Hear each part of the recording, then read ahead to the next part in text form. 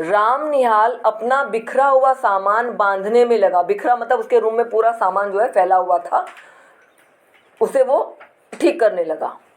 जंगले में धूप आकर उसके छोटे से शीशे पर तड़प रही थी। जंगले मतलब जो ओपन स्पेस था, उससे जो धूप आ रही थी, ओपन स्पेस पर जो धूप आ रही थी, उसका जो शीशा था उस पर जैसे जब सन आता है, अगर आपके उधर वो मिरर है तो वो कैसे रिफ्लेक्ट करता है, वो रिफ्लेक्शन, तड़प रही थी। अपना उज्जवल आलोक खंड वह छोटा सा दर्पण बुद्ध की सुंदर प्रतिमा को अर्पण कर रहा था। मतलब वो जो हिस्सा था, जब वो प्रकाश पड़ रहा था उस मिरर पर, तो किस प्रकार उस प्रकाश की वजह से जो जो धूप उस मिरर पर आई थी, उसकी वजह से जो बुद्ध की सुंदर प्रतिमा, जो बुद्ध का एक स्टैचू उनके पास पड़ा हुआ था, उसके चेहरे को जैसे वो उसकी सुंदरता में और चार चांद लगा रही थी, अर्पण कर रही थी, जैसे खुद ब खुद उसके सामने एक दिया, रोशनी का दिया जल गया हो। समझ में आया? किंतु प्रतिमा ध्यान मग्न थी। मतलब जो मूर्ति थी, जो स्टैचू था, वो ध्यान मग्न, मेडिटेटिव मूड, जो उसका अपीयरेंस था, मेडिटेशन में था। उसकी आंखें धूप से चौंधियाती न थी, मतलब क्योंकि आंखें बंद थी, मेडिटेशन मोड में थी, तो जो स्टैचू है बुद्ध की जो मूर्ति है, उसकी आंखों में से अचानक से धूप लगने पर जैसे आंखें हमारी बंद हो जाती है, वैसा नहीं हो रहा था। प्रतिमा का शांत गंभीर मुख और भी प्रसन्न हो रहा था। मतलब उस पर जब रोशनी गई, जब वो आभा गई, वो जो सूरज की रोशनी की किरणें जब उस स्टैचू पर, उसके चेहरे पर पड़ी, तो वो बुद्ध की जो मूर्ति का जो चेहरा था, वो और सुंदर सा मुख, शांत सा मुख दिखाई दे रहा था। किंतु राम निहाल उधर देखता न था। राम निहाल उस पर, उसका ध्यान ही नहीं था। उसके हाथों में था एक कागजों का बंडल। कागजों का बंडल जैसे मैंने अभी बताया, मनोरमा के आए हुए लेटर्स, जिसे संदूक में रखने के से पहले वह खोलना चाहता था। संदूक, सूटकेस। पढ़ने की इच्छा थी, फिर भी न जाने क्यों हिचक रहा था। He want to read that but he was hesitating. हिचकना, संकोच करना, हेजिटेट करना, और अपने को मना कर रहा था, जैसे किसी भयानक वस्तु से बचने के लिए कोई बालक को रोकता हो। मतलब वो अपने आप को जैसे उस लेटर्स को पढ़ने के लिए, he was totally avoiding it, कि मुझे ये नहीं, जैसे कोई बच्चा अपने आप को रोक रहा है कि अरे ये कोई आग है, इसमें हाथ डालोगे तो जल जाएगा, इस प्रकार वो अपने आप को रोक रहा था। उसको पढ़ना ही नहीं था वो सब कुछ। बंडल तो रख दिया, पर दूसरा बड़ा सा लिफाफा खोल ही डाला। दूसरा एक बड़ा सा एनवलप था उसके पास, लिफाफा, एनवलप।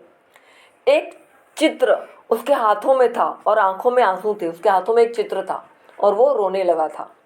कमरे में अब दो प्रतिमाएं थी। बुद्धत्व अपनी विराग महिमा में निमग्न। बुद्धत्व मतलब बुद्धदेव, सॉरी बुद्धत्व नहीं, बुद्धदेव मतलब एक जो बुद्ध का स्टैचू है, एक वो है, और राम निहाल राग शैलसा अचल, जिसमें से हृदय का द्रव आंसुओं की निर्झरिणी बनकर धीरे धीरे बह रहा था। जिस प्रकार बुद्ध का स्टैचू एकदम शांत और चमक रहा था, उसी प्रकार राम निहाल भी एक स्टैचू की तरह बैठा हुआ, उसकी आंखों से आंसुओं की धारा बहती जा रही थी। Both like to be an statue, दोनों स्टैचू की तरह लग रहे थे। प्रतिमा इज स्टैचू। किशोरी ने आकर हल्ला मचा दिया। भाभी, अरे भाभी देखो, देखा नहीं तूने, निहाल बाबू रो रहे हैं।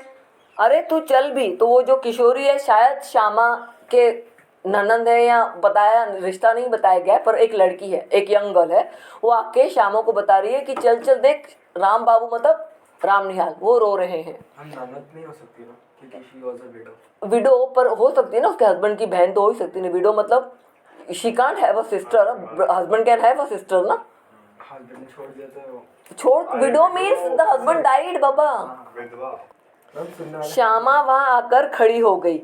उसके आने पर भी राम निहाल उसी भाव में विस्मृत मतलब उसके पास, उसे कोई आइडिया नहीं है, वो बस अपने ध्यान मग्न में रो रहा है, से अपनी करुणा धारा बहा रहा था। मतलब वो रोता ही जा रहा था। श्यामा ने कहा ऐसे, निहाल बाबू, निहाल बाबू। निहाल ने आंखें खोलकर कहा, क्या है? अरे मुझे क्षमा कीजिए। फिर आंसू पोंछने लगा। उसने इमीडिएटली बोला सॉरी सॉरी, और उसने आंखें पोंछना शुरू कर दी। उसे नहीं दिखाना था कि वो रो रहा है। निहाल ने आंखें खोलकर कहा, क्या है? अरे मुझे क्षमा कीजिए। फिर आंसू पोंछने लगा। बात क्या है? कुछ सुनूं भी? तुम क्यों जाने के समय ऐसे दुखी हो रहे हो? क्योंकि राम निहाल जा रहा है तो उसको लग रहा है श्यामा को कि वो जाते समय क्यों दुखी हो रहा है। काफी जाना है छोड़कर, घर छोड़कर, मैंने अभी जो स्टोरी की बात क्या है, कुछ सुनो भी। तुम क्यों जाने के समय ऐसे दुखी हो रहे हो? क्या हम लोगों से कुछ अपराध हुआ है? तो श्यामा उसे कह रही क्यों दुखी हो रहे हो, हमने कुछ कह दिया तुमसे? तुमसे अपराध होगा? ये आश्चर्य से कौन पूछ रहा है? राम निहाल श्यामा से। क्यों? क्योंकि श्यामा उसके लिए एक आइडल वुमन थी।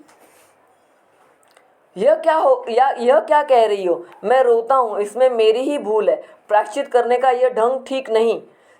यह मैं धीरे धीरे समझ रहा हूँ, किंतु क्या करूँ, यह मन नहीं मानता। प्रायश्चित मतलब पछतावा कर रहा है वो, क्योंकि वो क्यों रो रहा है, वो रिग्रेट कर रहा है कि वो क्यों जा रहा है, वो उससे क्या हो गया। उसे धीरे धीरे उसे समझ में नहीं आ रहा है कि मेरे साथ क्या हो रहा है। श्यामा जैसे सावधान हो गई। उसने पीछे फिरकर देखा कि किशोरी खड़ी है। शी गॉट लिटिल अलर्ट कि अरे किशोरी भी हम दोनों के बीच की बातें सुनेगी, इसलिए उसने क्या किया, किशोरी को वहाँ से भेज दिया। श्यामा ने कहा, जा बेटी, कपड़े धूप में फैले हैं, वहीं बैठ। कौन है पता नहीं, बस उसे कह दिया तू जा धूप में कपड़े डाल दे। किशोरी चली गई। अब जैसे सुनने के लिए प्रस्तुत होकर श्यामा एक चटाई खींचकर बैठ गई, तो उसके मुंह से वो सारी बातें सुनना चाहती थी।